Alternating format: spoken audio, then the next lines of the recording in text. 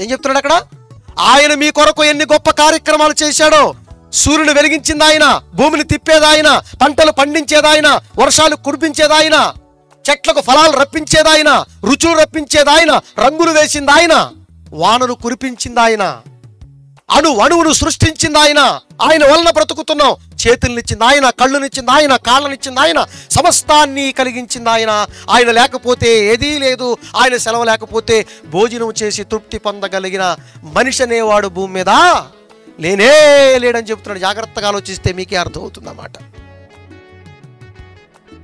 అర్థమవుతుందండి?